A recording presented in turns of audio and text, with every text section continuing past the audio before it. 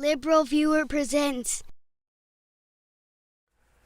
So, welcome to the October 18th edition of LiberalViewer Monday Media Mixup. Thanks for joining me. Today I'll be using the 10 best, most newsworthy clips I picked out from the Sunday morning news analysis shows from the big five corporate outlets of ABC, NBC, CBS, CNN, and Fox News, the so-called corporate media here in the United States, although CBS News' Face the Nation took the week off for NFL football, so that won't be included. But I will use the other four sources to pick out the fair use media criticism and political comedy, political commentary clips for you all, for what should be an interesting show on my topic.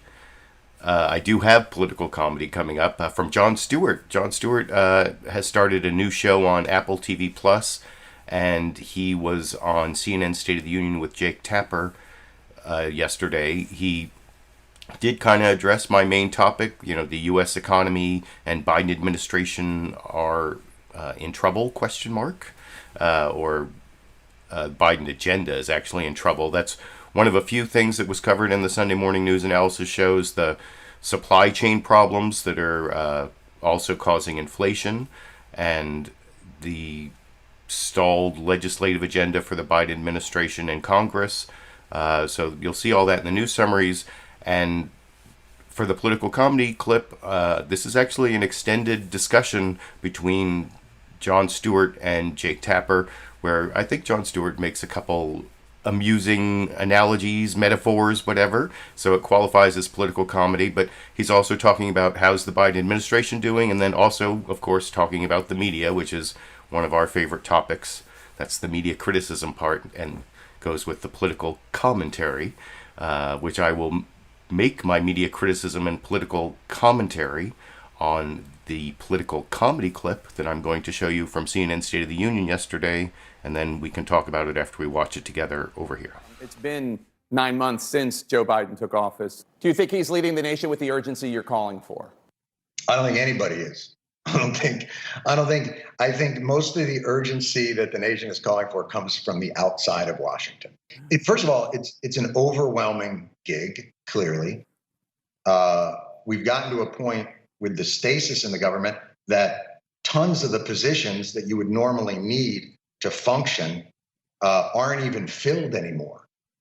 Like at a certain point, it feels like, this country is that. You ever go into a deli at like 9:30 and you want a sandwich, and you walk in and like they're saran wrapping all the stuff, and you're like, hey man, can I get a sandwich? You're like, yeah, no sandwich. You're like, you're open till 11. You're like, yeah, but no sandwiches. But you have a sandwich shop. You go like, hey, we're done making sandwiches. Like in some respects, that's what it feels like. And they've come up with an awful lot of good ideas, I think. And I'm hoping that some of them get implemented, but it's hard to believe in the process of them getting implemented, especially when you've got one group who basically their entire governing ethos is government is the enemy unless we control it. So if you control the government, we will do everything we can to make sure that it doesn't work, so that we can run advertisements saying government doesn't work until we take control of it, and then we get to do whatever we want. So it's pretty cynical strategy. There's a big debate going on right now in the Democratic Party about how to appeal to voters in 2022. There are a lot of social issues getting a lot of attention. Governor Gavin Newsom in California just signed a law requiring gender-neutral toy sections in stores. There's obviously a lot of debate across the country. Not all of it well-informed about critical race theory and how race is taught in schools. Do you have concerns about how these debates are taking place? Obviously, I'm not talking about how they're depicted in right-wing media, because it doesn't matter what the Democrats do or liberals do for right-wing media to lie about it. But there are a number of independent voters who might not understand what's going on. Yeah. I mean, there are a lot of things a lot of people don't understand, and it's something's either right and common sense. I mean, I do think there are ways to accomplish some of these goals. in ways that, but you can't govern to the lowest common denominator. You can't, I think one of the difficulties, and again, it's with the way that the lens through which we view everything is based on, and what will that mean for the midterms? Or what, I saw a great headline in Politico as Afghanistan was descending into chaos in that final week. And the headline in Politico, this was the top line headline, the one with the 40 point font, whatever it was. It said, "Why Afghanistan may not matter in the midterms." And then the subhead was, "And why it might." Wow. And I think they have a point. Like, they have a point. But that's our journalism, right, man? Isn't that like, how many times have you seen stories about the battle over masks? That's the Karen yelling in the store and the people throwing them out and all that. And how many stories have we seen about the efficacy of masks or the why or the actual, like, there are some, but the overwhelming majority of stories seek to expose the conflict lines. But do you think it's all about the media? There isn't anything to the degree of that sometimes activists on the left risk alienating a culture instead of educating and then bringing people in? That's one of the criticisms. Their job isn't to educate necessarily. I mean, I agree with you. I'm uncomfortable with certain like activism that feels performative. I think a lot of times it's not particularly helpful. And if your goal is to create a change there, sometimes that performative activism isn't particularly helpful.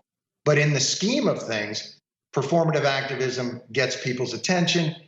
And if the follow-up to that conversation is fruitful, it can be really effective. But I don't generally think that the problem in democratic politics lies with activists. I just don't think that that's a fair assessment of what's wrong with, democratic politics. You think that it's the Democrat? Well, so kudos to Jon Stewart there for standing up for activists. It would be real easy. A lot of comedians like to do a parody of the woke left and talk about how they're the real problem with the Democratic Party. You definitely hear Bill Maher do that every single week, and that's why I rarely take his clips, because he's become almost like a crotchety old man yelling, "Hey, you kids, get off of my lawn," or whatever. And Jon Stewart there did stand up for the activists, and I'm not sure why it is that Jake Tapper posed the question that way. He asked how the Biden administration was doing, and I thought Jon Stewart had kind of a funny analogy: the deli that's open, but they're not making sandwiches anymore. It's sort of basically saying that the Democrats have a lot of good ideas, but they're not implementing them. But then Jake Tapper's follow-up was about how, well, isn't the real problem the progressives, the gender neutral toy aisles and critical race theory, and that's the real problem for the Democrats? That's kind of a weird framing, and not really. I mean, almost all the Democratic parties together, except for Joe Manchin and Kristen Sinema. So I mean, that would be the real. That would be the place to follow up, I would think. So that would be my criticism of Jake Tapper and the questioning, and then Jon Stewart's criticism of the media there about how they talk about Karens yelling about masks and not mask efficacy. This is like one of the oldest Jon Stewart criticism. It goes all the way back to when he went on Crossfire, I don't know how many years ago, and it's basically that journalism is all about the heat and not the light, the conflict and not the facts. And I mean, there's definitely something to that, and it's certainly gotten a lot worse since Jon Stewart first brought it up, although I'm not sure that's the only problem with the media. But we talk about a lot of the problems with the media here every week, so you can let me know what you think in the comment section and about Jon Stewart's commentary on the Biden administration, on activism, and on the media and its penchant for conflict. But now I'm going to get to the news summaries, and normally, of course, NBC News Meet the Press has the longest, best news summary, and they actually, technically, I guess they do this week, because they had the longest best one that was put right at the beginning of the program, but a couple of the other news stations did like a brief news summary at the beginning, and then later in the program came back with a much longer look at the supply chain problems that are going on in the United States, inflation, and how it's all tied to the COVID pandemic, etc. So ABC did that. So I'm going to show you first like the brief 80 seconds they started the show with, but then I will show you the much longer deep look into these economic problems. And I actually think ABC probably had the best in-depth look this week at that. But first, here's the introductory statement from Martha Raddatz, co-host of ABC's This Week with George Stephanopoulos yesterday, that I will talk about with you a little more after we watch it together over here. Good morning and welcome to This Week. As crippling supply chain disruptions continue, many Americans are waking up to higher prices and product shortages. The cost of shipping containers soaring during the global pandemic, colliding with a labor shortage, all likely to impact the holiday season. We travel to one of the nation's busiest ports where so many massive cargo ships are waiting to be unloaded. Much more of our first-hand look coming up. As the country grapples with this bottleneck, some encouraging news in the battle against COVID-19. Nationwide, the daily case average and hospitalizations have dropped after the lethal summer Delta surge, and nearly 70% of adults now fully vaccinated. And this week, an FDA panel recommended a booster shot for some Americans who received the Moderna or Johnson & Johnson vaccine. But there are lingering questions about mixing and matching vaccines, shots for young children, and upcoming holiday gatherings. Dr. Anthony Fauci is standing by. But first, the breaking news this morning reports that at least 17 American missionaries and their families and children have been abducted by a gang in Haiti. Our ABC correspondent Victor Oquendo joins us now from outside the Haitian consulate in New York City with the latest. Good morning, Victor. That's kind of sad that their best reporter is outside the Haitian consulate in New York. That doesn't seem to be the best place to report on what's going on in Haiti, especially because the Haitian government itself is fairly non-functional. But that was a pretty good news summary for the first minute and a half of the program. It covered the supply chain problems briefly, and then also talked about good news in the COVID pandemic. But like I said, I think the really good in-depth coverage came a little later in the program after the Anthony Fauci interview. And I actually do have a clip of Anthony Fauci. Oh, as usual, the source of all my clips is down under the heading sources in the video description. And then above that, I have brief summaries of all of the clips down in the video description. So you can look at that, and you'll see that the last clip that I'm showing will be Dr. Anthony Fauci talking to Martha Raddatz about this time he doesn't make the mistake he made a few weeks ago where they said he was starting the war on Christmas, and he says like good things about gathering for Christmas or in the holidays this week.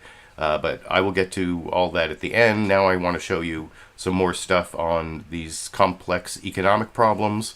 And like I said, I think ABC's This Week with George Stephanopoulos had Martha Raddatz going to the area where I grew up, Southern California, Long Beach, San Pedro, LA Harbor, and talked about the supply chain problems there in a better, longer, pre-recorded package than Chuck Todd's This Week over in this clip. The Biden administration faces another crisis amid a growing backlog in the global supply chain. The president announced new measures with ports and major shippers to ease the strain.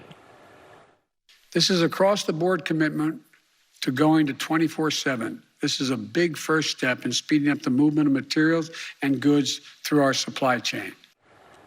But with consumer demand growing, factories struggling to keep up, and a shortage of workers from the ports to truck drivers, there is little relief in sight. We traveled to the ports of Los Angeles and Long Beach, where 40% of all cargo goods enter the U.S., to see for ourselves.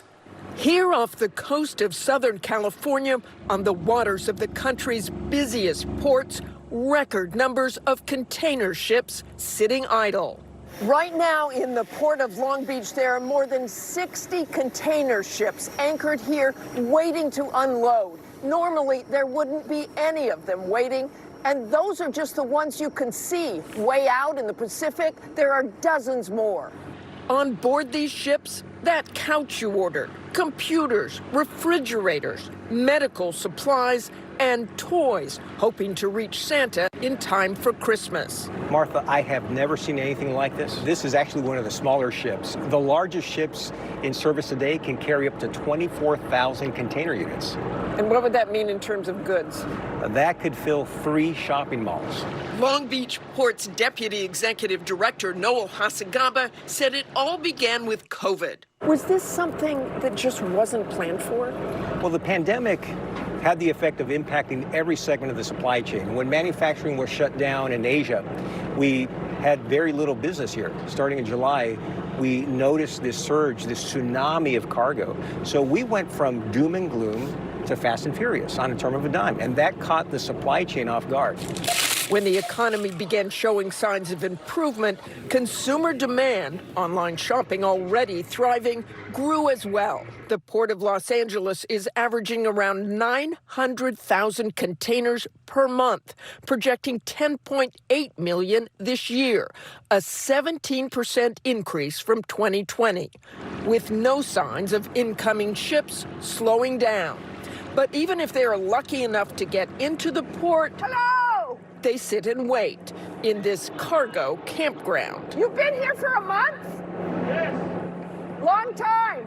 It's taking 3 times longer to clear vessels at the ports compared to before the pandemic. And the Long Beach port is already working 24/7. Start to order now. Matt Schrapp, CEO of the Harbor Trucking Association, says working 24/7 won't solve everything. The challenge is space on the one hand, and then enough vessels capacity that's available to move those containers back to their point of origin. Backlogged empty containers contributing to a shortage around the world, dramatically increasing the cost of shipping. From China to the U.S., roughly $1,300 to more than $16,000. What took an average of 41 days now takes 75. Adding to strained operations at the ports, there's labor shortages at every step in the supply chain, from the longshoremen to warehouse workers to what could be the most dire, a need for tens of thousands of truck drivers nationwide. We've had a worker shortage on truck drivers now long before we had record-breaking cargo. That has been a huge issue. Mayor Robert Garcia, who has been working with the administration, hopes the backlog will ease in his city's port in the next few weeks, but others predict it could take months or even far longer. The best estimates that I've heard, this could be something that will be well into next Christmas, to be honest with you. And as all these supply chain issues come to a head, they are hitting retailers and consumers directly. Inflation for the month of September hit 5.4% over the past year, matching a 13-year high. Prices have increased for items like new cars, TVs, gas, food, and furniture. Wendy Ortiz, owner of Caravana Furniture in Long Beach, told me manufacturers are continuing to increase prices and delivery times have been unprecedented. It used to take about 2 to 3 days. Now sometimes it's taking a month. I even had a client that was waiting almost a year to get her furniture. Sparking fears for holiday shopping. Heather Rasmussen, owner of Pixie Toys, feels prepared for the holiday season, but said she's already had parents shop for Christmas. As a parent, I would say don't panic buy, but just make sure that you're prepared with everything that you need. Let's take a closer look at this with our experts now. Diane Swank, Chief Economist and Managing Director. Sorry about that. I didn't have my ear thing in, and sorry about all the feedback there. I've muted it, but I'm sorry if that blew anyone's ears off. Anyway, I thought that, like I said, was the longest and best look at the, deep details of what's going on in the ports and some of the reasons for it. I thought that my one criticism I saw in there that in the economic numbers, Martha Raddatz was talking about how inflation has gone at 5.4%, But what's missing there is that wages have gone up like 4.8%. So that wages didn't quite keep up with inflation, but wages came pretty close to keeping up with inflation. So it's not quite as bad. If your wages went up 4.8%, 5.4% inflation isn't that bad.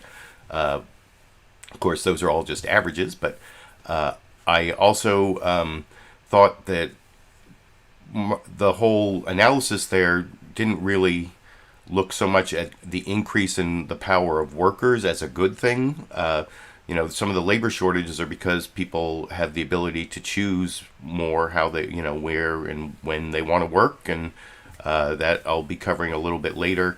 And some of the political implications, I think if you compare that last news summary to the NBC News Meet the Press news summary that I'm about to show, which is a little bit shorter, it's got Chuck Todd at the beginning talking about the struggles for the Biden administration in his live introduction. Then his pre-recorded package covers a lot of the same material, not quite as in-depth in the ports and the business owners and all that, but does, I think, go more into some of the political difficulties that Biden's having. And so I will talk about that news summary from NBC News' Meet the Press with you a little more after we watch it together over here. Oh, and also it has the added advantage of this was right at the beginning of the program, unlike ABC where they pushed it off a little bit later. So here's the NBC one now. And a good Sunday morning. The economy's inability to fully recover from the shock of COVID-19 is both an economic story and a political one. So what is holding the economy back? In the spring, we thought we were turning the corner on COVID. But when we turned that corner, the Delta variant was waiting on the other side to hit us hard in the face. Delta and vaccine refusals sent cases to their second highest peak of this pandemic this summer before they finally began to trend downward. Let's hope there's not another variant out there. A post-COVID supply chain backup has spread across the globe, causing cargo ship traffic jams, slowing delivery of goods, and yes, driving up costs. In fact, those higher costs have helped feed a rise in prices all over the map, leading to the sharpest rise in inflation in 13 years. On top of that, millions of Americans have decided they don't want to return to their old high-stress, low-wage jobs. So that's keeping job creation stubbornly low for the last 2 months and takes some important workers out of the supply chain. All those economic problems add up to a big political problem for the president. Is all of this his fault? Of course not. But it is now his responsibility. And he and fellow Democrats are in real danger of suffering some serious political consequences. Mr. Biden ran on a promise of a basic return to normal, or at least a path to normalcy. But with the midterm elections just over a year away, unless voters see evidence of this new normal, they may decide to return power back to the Republicans. Everything we're seeing today was induced by the pandemic. The slow economic recovery is hurting President Biden's standing, eroding voter confidence in his competency, and threatening to overshadow his agenda. Have you ever seen a backlog like this ever? Never. There's the crush of cargo in the nation's ports. Something like the python trying to swallow the alligator. That's the kind of volume that we're trying to send through our ports right now. On Wednesday, President Biden addressed the supply chain crisis, announcing the ports of Long Beach and Los Angeles, which handle 40% of the nation's cargo, will now be open 24/7.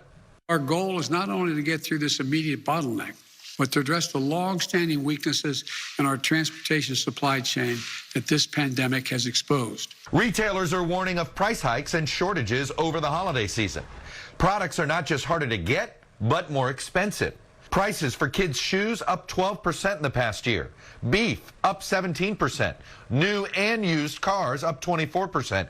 And gas up 42%. Fuel costs are a bit of a headwind. I think you're looking at inflation across many industries. Then there's the turmoil in the labor market itself. Americans are quitting their jobs in record numbers, 4.3 million in August alone.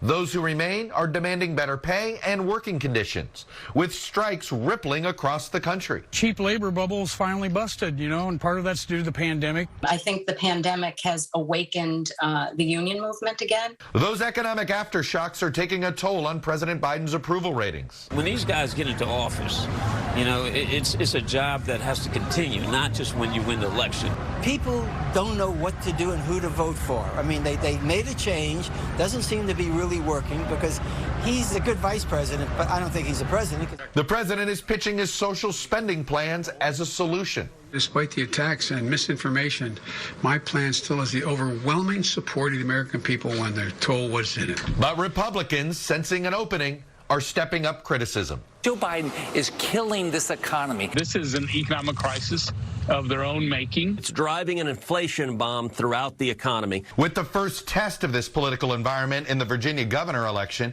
just over 2 weeks away, the Democratic nominee is nervous. Now, if I were running the show here, I'd get everybody in a room, lock the door. What do you need? What do you need? And let's get this thing done. And joining me now is the Secretary of Transportation, Pete Buttigieg. Secretary Buttigieg, welcome back to me. Actually, Pete Buttigieg was on a couple programs, but I didn't take any clips of his interviews because I didn't think they were that newsworthy. There were a couple things, but it didn't really fit my topic. The things that were more newsworthy, like when he was responding to the attack from Tucker Carlson on him for going on parental leave and saying, anyway, I don't even want to go into all that. That's why I didn't take the clip. But if you want to see all of Meet the Press, including the Pete Buttigieg interview, go to the link under sources down in the video description.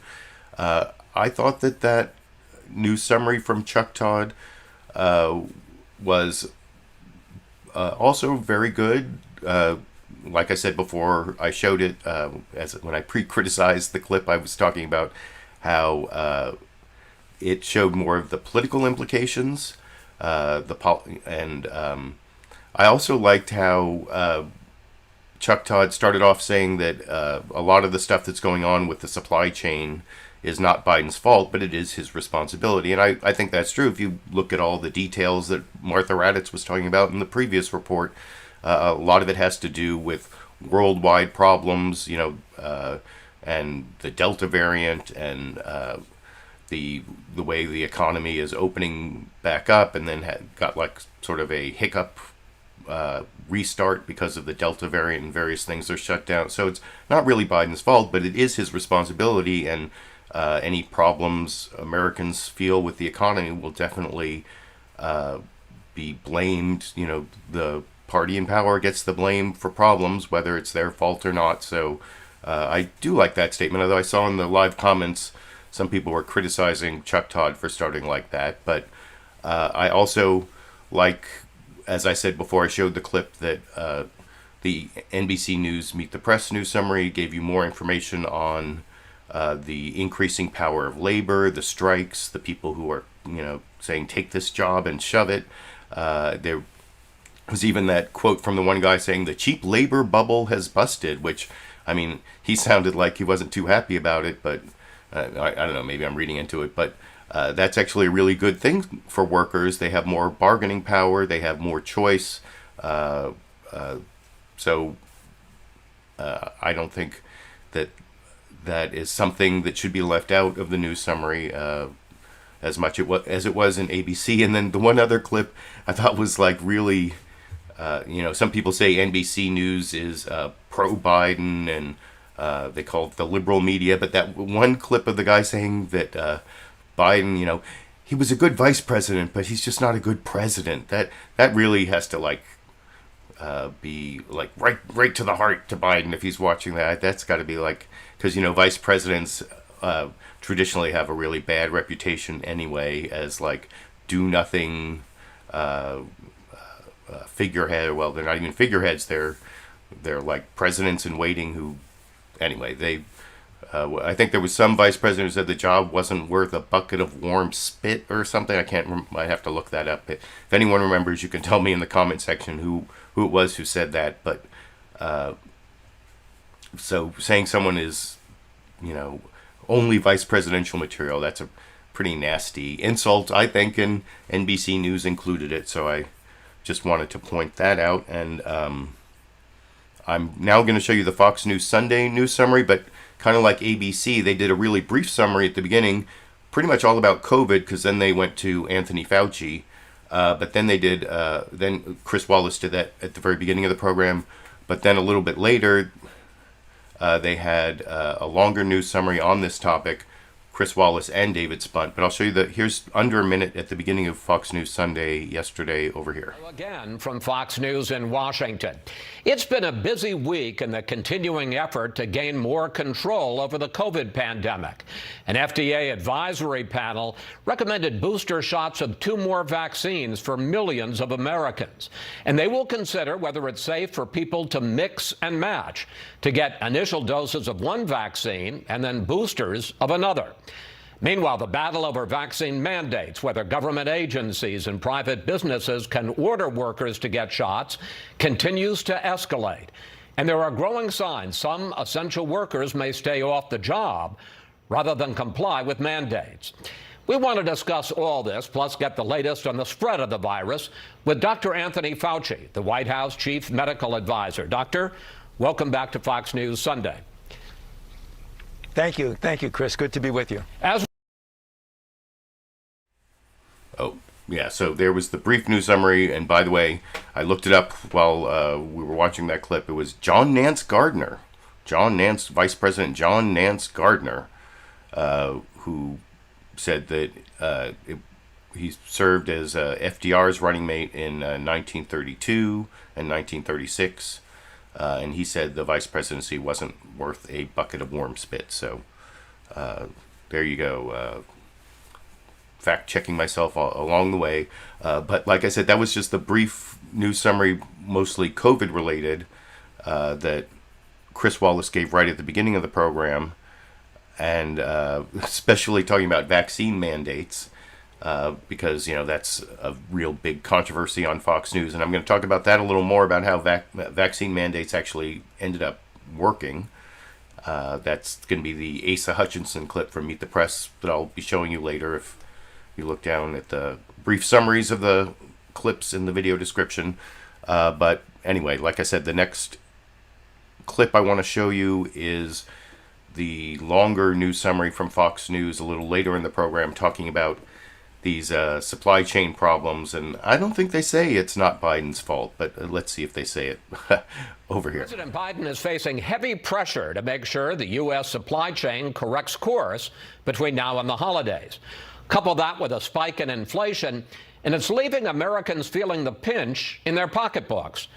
In a moment, we'll discuss the problem and possible solutions with top economist Mohamed El-Erian. But first, let's bring in David Spunt at the White House with more on the political fallout. David. Hi, Chris. It may be making headlines now, but this supply chain crisis began brewing months ago with consequences that may last well into the new year. Dozens of cargo ships packed to the brim, stuck in a deep blue parking lot off the California coast. On land, truck drivers are scarce. Truckers have been on the front lines of this entire pandemic. They want to be paid well. They want to be respected. Empty store shelves, economic uncertainty, and long lines spell sticker shock for millions of Americans, reeling from an 18-month pandemic. 13-year high inflation is the new reality.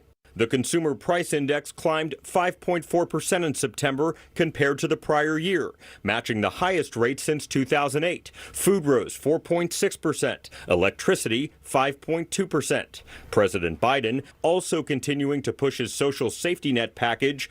It's clear that it's not going to be $3.5 trillion. Independent Vermont Senator Bernie Sanders out with an op-ed in a West Virginia paper, making a plea to coal country about the climate. The state's senior Senator Joe Manchin fired back, writing, "This isn't the first time an out-of-stater has tried to tell West Virginians what is best for them, despite having no relationship to our state. I will not vote for a reckless expansion of government programs." Negotiations between the president and members of Congress continue over the next coming days and weeks. But if the president loses Senator Joe Manchin, he's in trouble. Chris. David Spunt reporting from the White House. David, thanks. And joining us now, Mohamed El-Erian, who led PIMCO for years and is now the chief economic advisor at Allianz. And I actually will have a clip of that guy, Mohamed El-Erian, a little later, who Chris Wallace, I don't know to his credit, but Chris Wallace brings up a lot of the Fox News talking points that that the guest then debunks about how benefits cause people to stay home, and also this tweet from the White House Chief of Staff, Ron Klain, about inflation and supply chain problems being a high-class problem.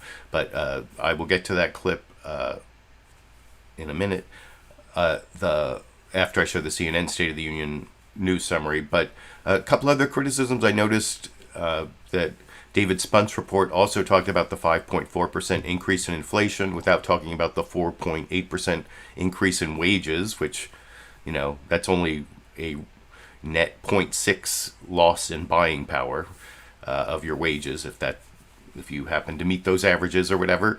And then they didn't talk at all, of course, about the benefit to working people of the increasing power of labor. That didn't really come up at all, although it does come up in the Mohammed what's his name? It does come up in the Mohammed Al-Arian clip I'm going to show in just a minute.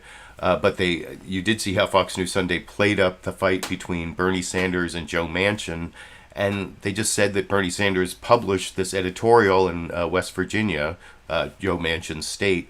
They didn't really say what his arguments were, but then they quoted verbatim some of Joe Manchin's response. So I guess we know which side Fox News is on, but that's not a surprise to anyone who's spent any time watching Fox News, I guess. But before I get to the Mohammed Al-Arian clip that I was talking about from Fox News Sunday, let me show you the last news summary. Jake Tapper, CNN State of the Union, less than a minute at the beginning of the program yesterday.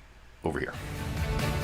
Hello, I'm Jake Tapper in Washington, where the State of our Union is watching President Biden's problems mount. The president is out fine-tuning his sales pitch for an economic agenda his own party still cannot agree on.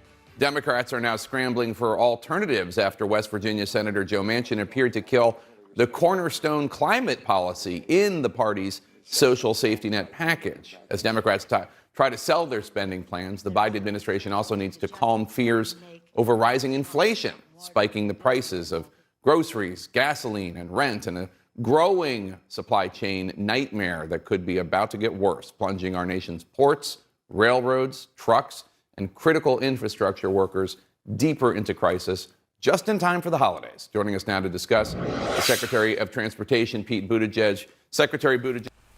Okay, and yeah, the CNN State of the Union also has a Pete Buttigieg interview that you can see by clicking on State of the Union under the sources heading in my video description. One of the things that Pete Buttigieg talked about that I didn't take the clip because he didn't really say anything in response, but Jake Tapper did ask him about the thing that he put in the beginning of his program there, that Joe Manchin has decided that he won't buy into the carbon-free electricity grid that was part of the Build Back Better plan. This is really important because, you can electrify all your cars, but then you have to plug in your car to recharge it, and if the power plant that is making that electricity is burning fossil fuels, you haven't really made a lot of progress from having your car burn the fossil fuels. I mean, I guess it's a single point source, so maybe it's a little bit better, but what the Build Back Better plan is supposed to do is take all the fossil fuels out of our electricity generation, which of course Joe Manchin doesn't want to do because he's from West Virginia, big coal producer, and he wants instead a carbon tax. And how that's going to work out, I don't know. It's really, Joe Manchin is really standing in the way of something important to fight climate change, and that is a big problem and could be one of the biggest problems if you're looking back on what happened this week from 10 years or 20 or 50 years in the future. The fact that we are still fumbling our attempts to stop the carbon production for our when we create electricity, that could possibly be the biggest story. So I just wanted to mention that from that CNN State of the Union news summary. But now I'm going to get to I only have 3 newsmaker clips to show you. Mohammed El-Arian, Governor Asa Hutchinson, and then Dr. Anthony Fauci. This first clip is the longest. I was kind of impressed, like I said, with Chris Wallace for bringing someone on who would contradict him, or maybe he didn't know he was going to be contradicted. On the other hand, I kind of have to criticize Chris Wallace for carrying the water of the Fox News talking points that you're about to see getting debunked by this private businessman, economic advisor, and I will talk about. I will talk about the two. I'll tell you which Fox News talking points he debunks. I think I've talked long enough between the clips. After we watch the Mohammed El-Arian clip together, it's and you'll see the other criticism I have Chris Wallace is that he thinks that increased power of labor is bad. I think you'll get that out of this clip too. But like I said, I've already done too much pre-criticizing of the clip. Let's watch it. Talk later. And joining us now, Mohammed El-Arian, who led PIMCO for years and is now the chief economic advisor at Allianz. Mohammed, I want to start with inflation, and I want to put up some more numbers.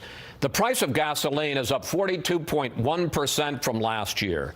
Children's footwear up 11.9%. Social Security benefits up 5.9%, the biggest increase in 40 years. Government officials keep saying the inflation is, quote, transitory, and White House Chief of Staff Ron Klain retweeted, the current inflation and supply chain issues are high-class problems. Mohammed, do you agree with any of that? So I agree that it's a high-class problem. I do not agree it is transitory, Chris. There is part of it that's transitory, that's COVID-related, but there are things going on that are fundamentally much deeper than that. They involve change in behavior. So we should look forward for another year at least of high and persistent inflation. But when you say high-class problems, I think a lot of people would push back and say, if it's costing me 40% more to fill up my tank of gas if I want to get Christmas presents and I can't find them, that's not a high-class problem. Yeah, that's not a high-class problem, but there are elements that are high-class. One, massive demand for labor. So wages are starting to go up and are starting to go up meaningfully. Second, the reason why there's so much inflation is partly due to a lot of demand. There's a lot of purchasing power in the economy. That's a good thing. It is the supply side, the everything shortage, if you like, that is the problem, and hopefully that can be addressed. But part of this inflation is good inflation, part is bad inflation. Let me pick up on one other aspect of this. President Biden and congressional Democrats are talking right now, trying to negotiate $3 trillion plus, maybe even $4 trillion in more federal spending. Is that a good idea at a time when the economy is overheated? So when you say overheated, that's a demand side concept relative to supply. The issue is, how do we get supply to respond? And that's where that package comes in. Physical infrastructure, something that everybody agrees on. The more we can improve our infrastructure, the higher our productivity, the more we can supply goods to the marketplace, and the more inflationary pressures come down. So I don't think there's much disagreement on that element of the package. Where there is disagreement is what's called human infrastructure, and that is enhancing human productivity in order to bring more people into the labor force. We have a problem of labor shortages. So I do think that if it's targeted well on the supply side, that can help with growth and that can help with inflation. But right now, the argument is all on the demand side, and that's why this thing is getting stuck. Let's take a look. You brought up the American labor force. I want to drill down on that.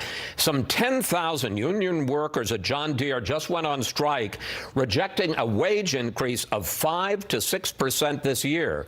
Some 4.3 million Americans quit their jobs in August in what's now being called the Great Resignation. How is all of that contributing to inflation and to supply chain problems? And when Republicans blame federal spending, federal benefits. Is that right, especially now that the enhanced unemployment benefits have expired?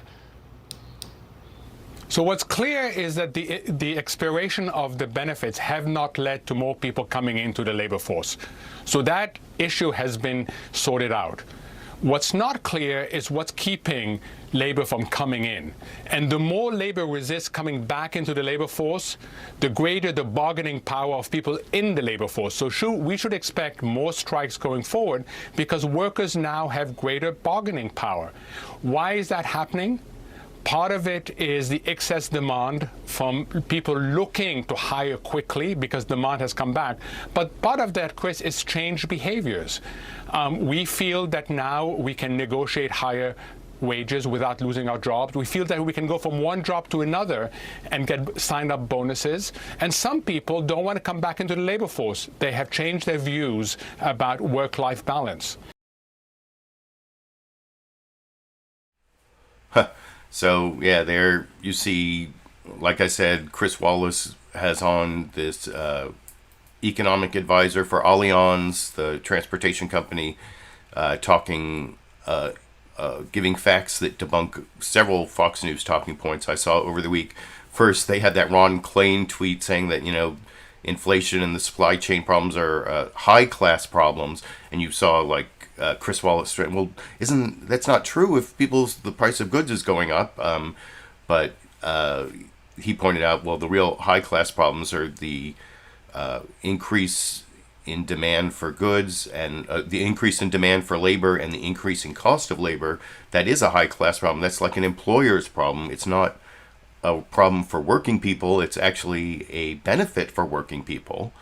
And you also saw him debunk the idea that a spending bill is going to overheat an already overheated economy, which I also see a lot of Republicans and Fox News hosts arguing.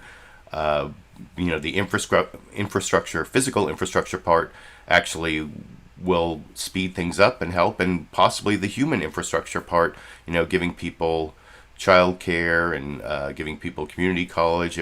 That means more people can enter the workforce because they don't have to care. They have a place to leave their children during the day, and people will also have more skills to get better jobs through community college. And anyway, so that was a good debunking of Fox News talking points. And then you saw how in that last part, Chris Wallace was really spinning the increasing power of labor as a bad thing, how it's contributing to supply chain problems and inflation. And the only good part of that is that he seemed to admit that it wasn't the increased benefits that kept people out of the workforce. And certainly Mohammed El-Arian made clear that that wasn't true. And that was certainly a Fox News talking point for months and months and months. I think I mentioned that last week, but or maybe it was the week before, that the new jobs numbers, even though they were bad news for Biden, that jobs there wasn't as much job growth as expected. They also showed that it wasn't the benefits that expired that had kept people out of the labor force. So anyway, those were all the points I wanted to make on that. And speaking of refuting Fox News talking points or Republican talking points, you may remember 5 weeks ago for my Monday Media Mix-Up number 15, I showed a debate between two different doctors. There was the Surgeon General doctor. This was on vaccine mandates. Do vaccine mandates work? Do they get more people vaccinated or not? And Vivek Murthy, the Surgeon General of the United States, was saying, yes, if you put in mandates, more workplaces will feel comfortable putting in mandates, and more people will get vaccinated. And then I had Dr. Scott Gottlieb, who was Trump's FDA commissioner, now on the board of Pfizer, I think. He said no, and this is the talking point I heard on Fox News all the time. They said, if you tell people they have to do it, it just makes them not want to do it more. And that is what is about to be debunked. Well, first of all, if you paid attention after vaccine mandates got put in place, even though the OSHA rule that the Biden administration promised is still, I think it's about to come out this week, but a lot of vaccine mandates went into place after this, at 5 weeks ago when Biden announced that there should be vaccine mandates for employers with more than 100 employees. They should either mandate vaccines or require weekly testing. And that really did increase the vaccination rate. A lot more people did get vaccinated. And you remember 5 weeks ago, I actually said it. I don't know if there's a sign, even though it was two doctor scientists arguing the point, I said, I don't know if there is a way to resolve the argument scientifically, you know, as a prediction. I even talked about Isaac Asimov's Foundation trilogy and how they just started that as a series on Apple TV Plus, and it was based on this idea that a guy, Harry Seldon, comes up with psychohistory, that even though you can't predict what individuals are going to do, you can predict what large groups and societies are going to do in the future. And so if you had psychohistory, you might have been able to predict that the vaccine mandate would increase vaccination rates. And but we don't have that. We couldn't predict it. But now looking back at what's happened in the last 5 weeks, it turned out it did work. And Chuck Todd starts off asking Asa Hutchinson about it pretty well with some statistics. But I think by the end of the clip, if you watch it with me, he lets Asa Hutchinson get away with still saying that, well, you know, mandates just make people harden their position and say that I won't do what you tell me to do. And I think the evidence now shows that's not true. But anyway, I'll talk about the clip a little more, even though I've kind of pre-criticized it. I'll talk about it a little more with you after we watch it together over here. I want to ask you, though, if we got some evidence here that mandates work. Let me show you some statistics in your state. On August 1st, 36% of the state was fully vaccinated. After the vaccine mandate was announced, and you had companies like Tyson's and Walmart in your state essentially announced their own vaccine mandates, vaccine acceptance went up 30%, got 46% of the state now. Is that not evidence that the mandates by Tyson's and Walmart have had an impact? Well, absolutely, it does indicate that, and it's not just there, but our healthcare workers, many of our hospitals have put in a requirement for vaccines, and the rate goes up. So yes, there is an effectiveness there. And so let me make it clear that when I say I don't believe we ought to be engaging in mandates, I'm speaking of the government mandates, whether it's a federal government mandate or a state government mandate. And the states are sometimes coming in and saying employers should not have the ability to impose a vaccine requirement on their workers. To me, that's the wrong direction as well. It's not practical in terms of creating that debate, but it's not principled either. So I am a defender of the employer's right to provide a healthy workplace. You would have just as many workers say, I don't want to work there because it's not a healthy workplace, because not everybody's going to be vaccinated. The employers are in a tough position. They should have the prerogative to make those decisions, and I support that. You know, there is a lack of consistency now in your party, not with you on this issue, but this sort of government intervention with the private sector. Republican state legislatures all across the country have gotten really aggressive at trying to insert government either into overreach on local government decisions or on private sector decisions. Are you concerned about the direction of your party, that there is this sense of it's not a small government party anymore, it's a my government, my way party, if you will, at least in these state legislatures? Well, it's an important debate on liberty. And my view has always been, which I believe is consistent with the principles of our party, that let's stay out of interfering with those private business decisions. These are not all large employers. They can be a small employer that wants to protect their business and their employees and their customers.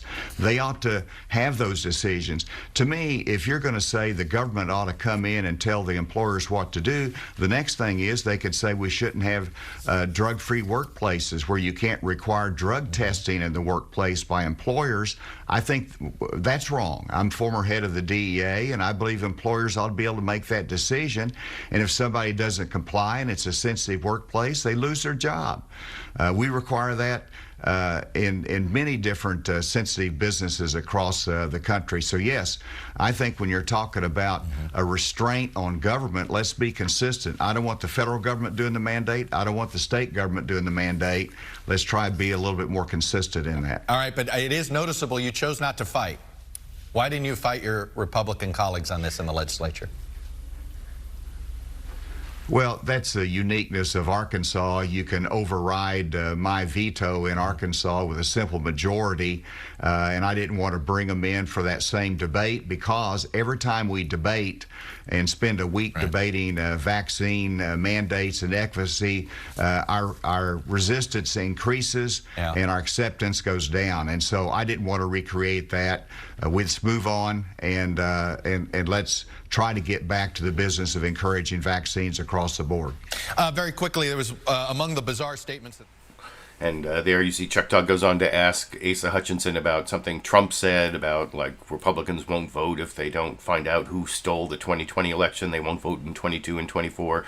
But you hear, like, I don't know, maybe Chuck Todd was just trying to get him to finish. He said, like, yeah, right. He was, like, agreeing with him at the end of that clip where he made that same talking point that has been proved wrong, that, you know, when we have this debate, it just hardens people in their position and, you know, increases resistance. Vaccine mandates increase resistance is what the Republican argument was, and but the evidence has shown that as vaccine mandates have gone into place, most, you know, there are a few people who have, like, real strong feelings they won't get vaccinated, but a lot of the people who are unvaccinated, they just feel like they're healthy and it's not that big a risk, and they don't really, they may have some things about it that make them uncomfortable, and no one likes to go get a shot and they don't want to put out the effort. But then if you tell them, well, you can't, you'll have to test every week, or you can't keep your job if you don't get vaccinated, or you can't go to the concerts you want to go to, or the other things, the public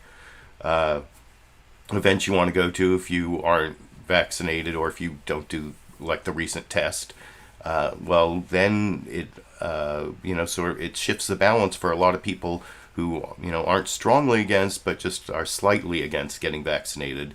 And the evidence of the U.S. vaccination rate after the vaccine mandates were talked about and for a lot of businesses imposed, I think backs up the evidence is in. Vaccine mandates do work in increasing vaccination rates. That's just the way it is. Those are the facts. I saw some people in the comment section claiming that wasn't true, but you can show me some better source if you want. But those are, if you don't believe the U.S. government as to the vaccination rate, or the state governments, these are like even Republican states, when like Asa Hutchinson, Arkansas.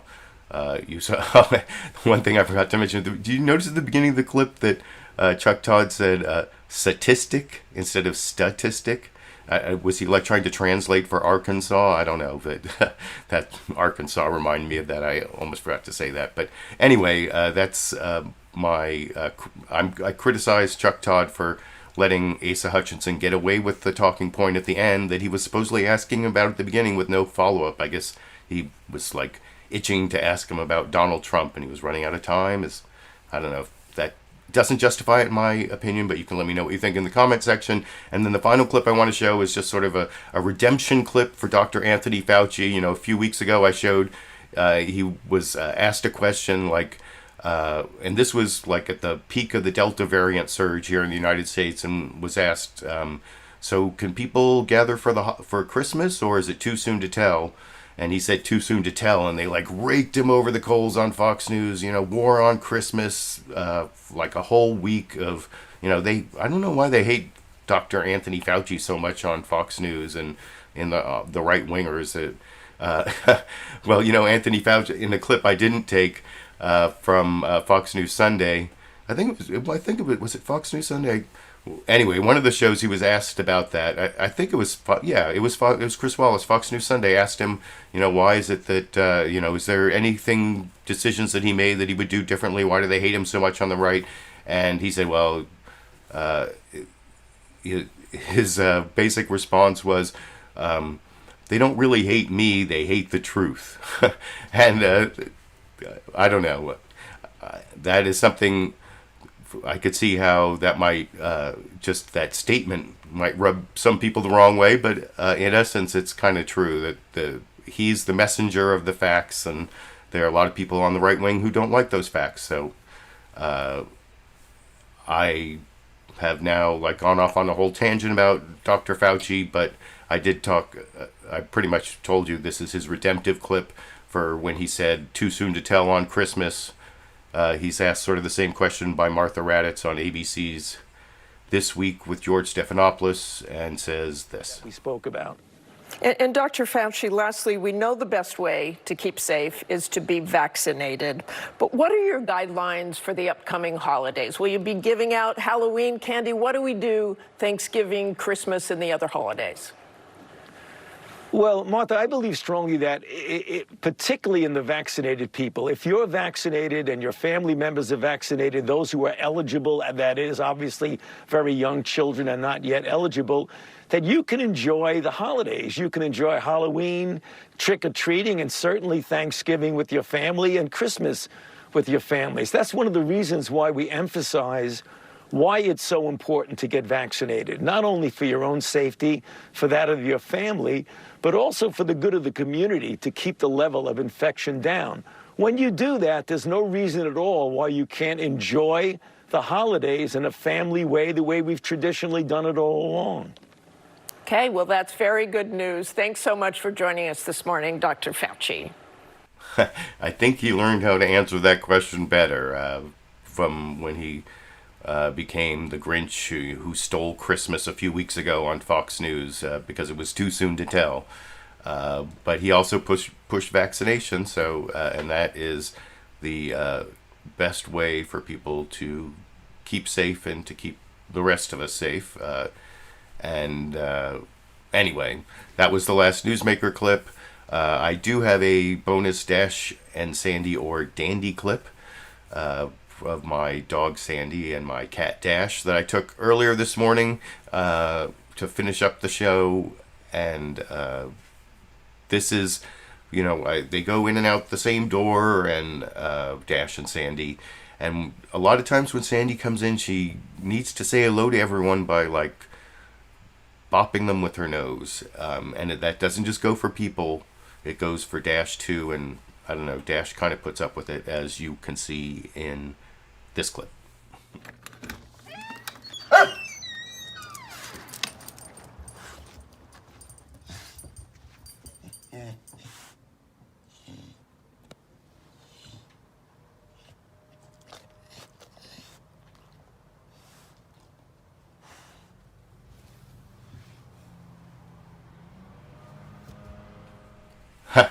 And there you go. It's your Dash and Sandy or Dandy clip for the day. I appreciate all of you who showed up for the live show. Please give me a thumbs up, subscribe to my channel. If you like what I'm doing, also recorded show viewers, let me know what you think. I appreciate all the supportive comments that I get from my regular viewers. I will be back next Monday and every Monday for at least the rest of 2021 at looks like the new time of 3 p.m. is just as good, if not better, than the noon time Pacific. So I think I'm going to keep doing it at 3 p.m. You can let me know what you think about that too if you want.